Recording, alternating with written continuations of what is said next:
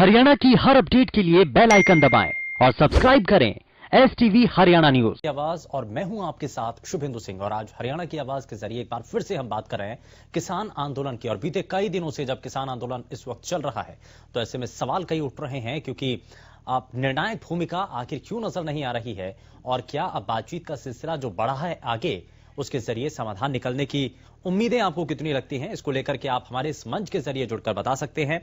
और अब phone lines खुल चुकी हैं, नंबर लगातार टीवी स्क्रीन पर फ्लैश हो रहे हैं जिनके जरिए आप सीधे हमारे इस मंच के साथ जुड़ पाएंगे। दरअसल कृषि कानूनों को वापस लेने की मांग पर किसान संगठन अड़े हुए हैं। सरकार पर किसान संगठनों का हमला चौतरफा तरीके से जारी है। कृषि कानूनों की वापसी तक प्रदर्शन जारी रहेगा, यह किसान नेताओं का कहना है। वहीं शांतिपूर्वक यह आंदोलन अभी तक किया जा रहा है। अब तक की वार्ता में कोई भी हल नहीं निकला है, लेकिन सरकार को ईगो प्रॉब्लम है, इस दौरान किसानों ने यह कहा है। वहीं 6 से लेकर के 20 जनवरी तक कार्यक्रम और रैलियां की जाएंगी। 18 जनवरी को महिला किसान दिवस मनाएंगे। वहीं 26 जनवरी को ट्रैक्टर मार्च निकाला जाएगा। वहीं किसानों ने कहा है कि हमने शुरू से ही कृषि कानूनों में खामियां बताई हैं। राजस्थान के शाहजहांपुर बॉर्डर से आगे अब बढ़ा जाएगा और इसी को लेकर के अब सवाल भी कई हैं। सवाल यह कि 2 मुद्दों पर सहमति के बाद आखिर समाधान क्यों नहीं निकल रहा है, और क्या 2 और मुद्दे जिनको लेकर के बार बार कही जा रही है बातें, उसको लेकर के आपका क्या कहना है। जींद से इस बीच हमारे साथ कॉलर शांति देवी कार्यक्रम में जुड़ चुकी हैं। शांति जी, बहुत स्वागत है आपका कार्यक्रम में। बताइए क्या कहना चाहती हैं आज के विषय पर आप। मैं भी सुबेश जी, मैं काफी ट्राई करती हूँ आपके फोन का, कभी कभी तो उठाते नहीं, लेकिन मैं धन्यवाद करना चाहती हूँ आपका। शांति जी, जो आपको परेशानी हुई है उसके लिए माफी। बताइए क्या कहना चाहती हैं। हाँ जी, मैं ये कहना चाहती हूँ सर, काफी दिन हो गए किसानों को बैठे हुए। गवर्नमेंट ने भी ये सोचना चाहिए कि बाल बच्चे बूढ़े सब मतलब घर से निकले हुए हैं, तो थोड़ा उनके समाधान की तरफ बढ़ना चाहिए। गिनती शुरू कर दी इन्होंने, तो 2 कानून आगे थे उनसे, उन पे तो बात नहीं करी, और जो पिछले थे उन पे बात कर दी। ये तो मसला हल नहीं है, तो 10-20% भी नहीं हुआ सर। और जो ये बार बार मेरे को ये तकलीफ इस बात की होती है कि बार बार ये कहते हैं ना कि कांग्रेस वालों ने लागू करने थे, कांग्रेस वाले लागू करते, उन्होंने कर दिया। तो अगर वो लागू करके देख लो न, देख लेंगे उनके साथ भी ऐसा ही व्यवहार होता। ये बार बार ये तो थोपने वाली बात होती है। और सभी विपक्ष को बीजेपी ने ही मतलब वो दिया है चांस। क्यों दिया चांस? विपक्षी को तो इन्होंने दिया है, बीजेपी सरकार है, तो इन्होंने किसान के इसकी बात को सोचना चाहिए। जब हम रोटी जो हमारे को जरूरत है उतनी खा ली है और हमने जरूरत नहीं है, अब तो ये बार बार कानून ऐसे थोपना गलत है। कोई भी राजनीतिक मुद्दा ना बनाए किसान आंदोलन को। मेरी तो यही रिक्वेस्ट है कि जल्दी से जल्दी तोमर जी, किसान, मैं खासकर तोमर जी का हाथ मानती हूँ इसमें। जो जैसा वो कहेंगे ना वैसा ही होगा। तोमर साहब के हाथ में है सब कुछ ये जी। हाँ जी, तो मैं यही कहना चाहती हूँ भाई, औरतें भी बैठी हैं और भी बैठे हैं सर, तो आवाज आप बहुत अच्छी उठा रहे हो, मैं ऐसे नहीं बोल रही। तो इसको राजनीतिक मुद्दा ना बना जाए किसान आंदोलन को। और कृपा करके मेरी तो यही रिक्वेस्ट है मोदी जी से भी, मोदी जी देखो देश का राजा बना के बिठा दिया है, इस जनता के कारण ही बैठे हैं सब। वो एक दिन भी घर से बाहर नहीं निकलते सर। सर्दी में एक दिन निकल के तो दिखाओ अपने बाल बच्चों के साथ। इन किसान कठिनाई है तभी तो ये बाहर निकले हुए हैं। अगर इतने अच्छे मतलब ये कानून होते तो मतलब कोई नहीं बाहर निकल के राजी था। और इससे पहले 6 साल हो गए बीजेपी की सरकार को, अब तक नहीं निकले किसान। क्यों नहीं निकले? यही वजह है कि इनको परेशानी है, इनकी सुनी जाए बात। और ये सुनते नहीं जी। तोमर जी है, पीयूष गोयल जी हैं, मतलब कोई खास इनका बात नहीं करते ये इनसे। और किसानों की लहर का आपने पता है, आगे भी मकर संक्रांति भी है, 26 जनवरी भी आएगी। अब शांतिपूर्ण धरना चल रहा है। बिल्कुल शांतिपूर्ण रूप से धरना चल रहा है, लेकिन है ना दखल देने की बीजेपी की जिम्मेवारी है जी। अगर कोई मतलब गलत कदम होगा या और होगा, कितने दिन तक बात बर्दाश्त होगी? तो बीजेपी ही इसकी मतलब सारी जिम्मेवारी है बीजेपी की। ठीक है, ठीक है, बहुत शुक्रिया शांति जी, आप हमारे साथ कार्यक्रम में जुड़ी और आपने अपनी बातों को हमारे इस मंच के जरिए साझा किया है। और लगातार आप भी हमारे इस मंच के जरिए अपनी बातों को रख सकते हैं, बता सकते हैं आपकी बातें, आपकी राय, आपके सुझाव इस आंदोलन को लेकर के जब दिनों दिन आगे बढ़ रहे हैं, दिन बीत रहे हैं, तो इस पर आपका क्या कहना है वो आप हमारे इस मंच के जरिए जुड़ करके बता सकते हैं, साझा कर सकते हैं। इस बीच हमारे साथ एक और कॉलर कार्यक्रम में जुड़ चुके हैं। बहुत स्वागत है आपका कार्यक्रम में, बताइए क्या कहना चाहते हैं। हेलो, नमस्कार राम जी, क्या कहना चाहते हैं बताइए। हाँ जी, शुभेंदु जी नमस्कार। नमस्कार जी, बताइए। सर जी, मैं बताना चाहूंगा जी, आपके माध्यम से शायद काफी समय पहले मैंने बोला था पराली के बारे में भी और ये बिजली के बारे में, और मैंने ये बताया था ये किसानों को आप बार बार आरोप मत लगाए किसानों के ऊपर, जबकि सरकार का काम है पराली को फैक्ट्रियां खोलने, गत्ते बनते थे, वो बनते थे, सारी चीजें बनते थे। आज सारी प्लास्टिक आ गया, सारा सामान प्लास्टिक से बन रहा है। इन चीजों के ऊपर तो ध्यान दिया नहीं जा रहा। अब मोदी जी बार बार मतलब है कि ये मीटिंग करवा रहे हैं, खुद कुछ बात नहीं कर रहे। पहले भी मैंने कहा था 31 और बड़े बड़े चैनलों के माध्यम से सूत्र बता रहे हैं कि भाई 31 तारीख खत्म हो जाएगा, नया साल अपने घर में मनाना पड़ेगा। मेरा तो नया साल की मुबारकबाद देने के भी मन नहीं कर रहा जब तक इनका आंदोलन, इनकी मांगे पूरी ना हो, जब तक हमारा नया साल है ही नहीं। ये तो सिर्फ अंग्रेजों का साल है, अंग्रेजों ने ही ऐसी वो किया था। मैं आपको बताना चाहता हूं, हमारा देश मुक्त हुआ था, आजादी मिली थी अंग्रेजों से, ना कि हमारी मिली थी मतलब हमारा तो बंटवारा हुआ था पाकिस्तान और हिंदुस्तान से। ये सिर्फ हिंदुस्तान और पाकिस्तान के आरोप लगा के और इस तरह गुमराह करते हैं। इसलिए मेरा निवेदन है इन चीजों पे ध्यान दें, ये भी अपने भाई बैठे हुए हैं। और मैं आपको बात बताना चाहता हूं, मोदी जी 2002 में दंगे हुए थे जब पूरे विपक्ष ने कहा था कि भाई माफी मांगनी पड़ेगी, कांग्रेस ने तो कहा ही था, लेकिन मोदी जी मैंने खुद मतलब ट्वीट करके माध्यम से कहा था माफी मांगेंगे, हमारा कानून जो है माफी के लिए नहीं कहता, और वकील भी कहते हैं कि माफी मत मांग लेना, जुल्म कबूल मत करना, नहीं तो आप फांसी पर लटक जाओगे। वही काम हो रहा है और तब ये वो वहां से बरी हो गए, उसका इंकार दिनों दिन बढ़ता जा रहा है। इस बात को मोदी जी को सोचना होगा, वरना आने वाला समय मैं पहले बता चुका हूं बहुत घातक होंगे। और अब ये जैसे अंबाला के अंदर बैरिकेड तोड़ के पार किया गया था, यहाँ भी यही कुछ होने वाला है। धन्यवाद। बहुत शुक्रिया राम, आप हमारे साथ कार्यक्रम में जुड़े और लगातार आप सभी की तरफ से हमारे इस मंच के जरिए जुड़कर अपनी बातों को रखा जा रहा है। और इस किसान आंदोलन को लेकर के अभी तक क्योंकि 2 मुद्दों पर जब बातचीत हो चुकी है, सहमति बन चुकी है, और 30 दिसंबर को जब बातचीत का सिलसिला एक बार फिर से जो एक लंबे समय तक रुका रहा, वो जब आगे बढ़ा तो 4 मुद्दों पर बातचीत होनी थी, लेकिन 2 मुद्दों पर सहमति अब तक बन चुकी है। 2 विषय अभी तक रह चुके हैं, लेकिन क्या आपको लगता है कि अगली जब बैठक होगी तो क्या उस दौरान इन बाकी बचे 2 विषयों को लेकर के भी सहमति बन पाएगी? इस पर आपका क्या कहना है वो आप हमें बता सकते हैं। और इस बीच हमारे साथ रोहतक से दयानंद कॉलर कार्यक्रम में जुड़ चुके हैं। बहुत स्वागत है दयानंद जी आपका कार्यक्रम में, बताइए क्या कहना चाहते हैं।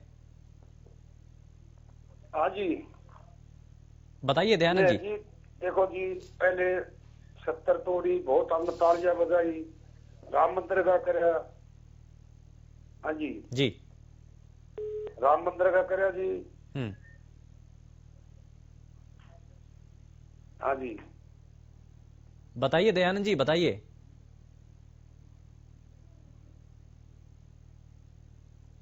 लगता है शायद संपर्क टूट गया है, लेकिन हम अपने सभी दर्शकों से एक दरख्वास्त भी करना चाहते हैं कि जब भी आप कार्यक्रम में कॉल करें, जब भी आप कार्यक्रम में जुड़ें, तो कृपया अपने टीवी का जो आवाज है, जो वॉल्यूम है, उसको थोड़ा सा कम कर लीजिए। इससे जो है परेशानी नहीं होगी और आप बड़े ही आराम से अपनी बातों को बता सकेंगे। और पूरे प्रदेश और देश की जनता जब सुनती है, और खास करके ऐसे गंभीर विषयों को लेकर के, तो ये अपने आप में बहुत बड़ी चीज है। भिवानी से इस बीच हमारे साथ कॉलर बीके यादव कार्यक्रम में जुड़ चुके हैं। यादव जी, बहुत स्वागत है आपका कार्यक्रम में। हम बात कर रहे हैं किसान आंदोलन को लेकर के। 4 विषय इससे पहले तक रखे गए थे, 2 पर सहमति बन चुकी है। उम्मीदें और संभावनाएं हैं कि 2 और विषयों पर आप सहमति बन पाएगी। जी, बहुत बहुत साधुवाद है जी आपको और आपकी संपूर्ण हरियाणा न्यूज टीम को हमारी नागा बाबा पूर्णानंद मंगलानंद सेवा समिति नंदगांव की तरफ से। मैं ये कहना चाह रहा हूँ, जो ये किसान आंदोलन जो चल रहा है, एक तो किसान भाइयों से भी हमारी विनम्र प्रार्थना है। एक इतनी सर्दी में इतनी जो तकलीफ हो रही है, वो एक तो जितनी तकलीफ हो रही है वो एक तपस्या की भावना से सहन कीजिए। और मोदी जी से या सीएम मनोहर लाल खट्टर जी से एक बुद्धिजीव का शिष्टमंडल एक भाव से मिलिए। और मोदी जी से भी हमारी प्रार्थना है, वो भी सीएम साहब को आदेश दें कि किसानों की तरफ जो है ना स्पेशली ध्यान दिया जाए। एक नारा दिया जाता है, जय जवान जय किसान और विज्ञान। और जय जवान जो होता है वो तभी जीवित रहता है जब वो किसान जिंदा होगा। किसान को प्राणदाता भी कहा जाता है, अन्नदाता। और अन्नदाता की तो बहुत एक देश की रीढ़ की हड्डी होते हैं, बहुत अहम भूमिका होती है। इनकी तरफ जो जवानों की तरफ जो मोदी जी ध्यान देते हैं, इनकी तरफ भी किसानों की तरफ वो फैसिलिटी कुछ प्रोवाइड करवाइए। किसानों को जो किसान सेवा सेंटर हैं, खाद है, बीज है, जो बड़े गांव हैं उनमें किसान सेवा सेंटर खोला जाए। किसानों के लिए जो जवानों के लिए जो कैंटीन खोलते हैं, जो सामान मिलता है, बढ़िया सामान मिलता है किफायत रेट के ऊपर, वैसे ही एक किसान सेवा सेंटर अटल जी के नाम से खोल दीजिए या सीएम साहब के नाम से खोल दीजिए। जो देश के लिए जो कुछ करते हैं, शहीद भगत सिंह जी के नाम से किसानों के नाम पे खोल दीजिए। तो गांव से जो आदमी शहर जाता है, वो शहर में भी वो नकली दवाइयां, नकली बीज ला करके अपनी वो एक तो मिट्टी खराब हो रही है, ऊपर से शरीर का नुकसान। तो किसानों की तरफ बहुत ध्यान देने की जरूरत है मोदी जी। और जो बजट है किसानों का वो बढ़ाया जाए, क्योंकि किसानों की तरफ अगर ध्यान नहीं दिया तो वो देश अगर उन्नति के ऊपर अग्रसर नहीं हो सकता। अगर किसान मजबूत होगा तो वो देश भी मजबूत होगा। तो मेरी सीएम साहब से प्रार्थना है, जितने भी ये गांव हैं, पशुपालक हैं, उनमें ना तो कोई सुविधाएं हैं, वेटरनरी डॉक्टरों की सुविधा है, ना कोई दवाइयों की सुविधा है।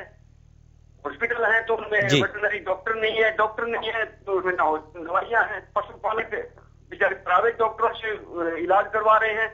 तो किसान और पशुपालक जितने भी हैं, उनको जो सुविधाएं दी जाए वो बहुत कम है।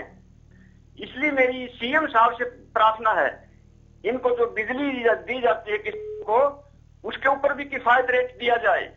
बिजली के साथ साथ जो जवानों को वर्दी वगैरह देते हैं, वैसे ही किसानों को भी सर्दी गर्मी में देखो कितनी तकलीफ सहन करते हैं, पानी लगाते हैं, इतनी सर्दी में भी रात को लाइन बदलते हैं। तो किसान भाइयों को भी एक ड्रेस देनी चाहिए सर्दी की, ताकि ये भी अपनी पानी लगाएं, फसल की सुरक्षा कर सकें। और रही बात, जितने भी किसान भाई हैं, चाहे 1 एकड़ का हो चाहे 100 एकड़ का हो, मोदी जी से मेरी विनम्र प्रार्थना हमारी समिति की तरफ से, वो सीएम साहब को अभी तुरंत आदेश दें कि जो आयुष्मान जो योजना लागू की है वो हर किसान को उसमें जोड़ा जाए, वो 100 एकड़ का किसान हो चाहे वो 1 एकड़ का किसान हो। क्योंकि जब तक किसान का शरीर स्वस्थ नहीं होगा तब तक देश भी स्वस्थ नहीं हो सकता। और इलाज करवाएगा किसान तो प्राइवेट हॉस्पिटलों में, सरकारी हॉस्पिटलों में सुविधा नहीं है किसान की, इलाज कराने जाएगा। सरकारी हॉस्पिटलों में सुविधा नहीं होते हुए प्राइवेट में जाएगा तो वो अपना जमीन बेच करके गहने, जमीन को गहना धरेगा या किसी से इंटरेस्ट लेगा, तो इंटरेस्ट उतर नहीं पाएगा। तो ये छोटी छोटी जो बातें हैं किसानों की, एक तो गांव लेवल के ऊपर एक कमेटी बना करके उनकी क्या समस्याएं हैं मूलभूत, वो मोदी जी इकट्ठा करवाए गांवों से। जो अधिकारी ऑफिस में बैठ करके जो प्लानिंग बनाते हैं वो कुछ हद तक तो ठीक होती है, लेकिन बहुत हद तक परेशानियां इसमें होती हैं। बिल्कुल, और किसानों के लिए बहुत सारी इसमें प्रार्थना है। जी बिल्कुल, और ये कई ऐसी चीजें हैं जो कि नजर नहीं आ पाती है। खैर, बहुत शुक्रिया बीके यादव जी, आपने बहुत सारी चीजों को यहाँ पर बताया है। और इसी तरीके से आप भी, जितने दर्शक इस वक्त हमारे साथ ये कार्यक्रम देख रहे हैं, वो भी अपनी बातों को इस मंच के जरिए साझा कर सकते हैं। क्या इस पर वो कहना चाहते हैं, बताना चाहते हैं, वो आप हमारे मंच के जरिए बता सकते हैं। हालांकि किसान संगठन नेताओं की तरफ से अपनी रणनीति तैयार कर ली गई है। आगे इस आंदोलन को तेज किए जाने की बात लगातार वो कर रहे हैं, लेकिन बातचीत का सिलसिला जब आगे बढ़ेगा तो क्या आप ऐसी चीजें इसमें नजर आएंगी जो ये आप बता पाएंगी कि वाकई में ये बहुत हद तक बेहतर चीजें हैं। सिरसा से महेंद्र इस बीच हमारे साथ कॉलर कार्यक्रम में जुड़ चुके हैं। महेंद्र, बहुत स्वागत है, बताइए क्या कहना चाहते हैं। सर, मैं ये कहना चाहता हूँ, ये किसानों के जो तीनों कानून है वो वापस होने चाहिए जी। ठीक है सर,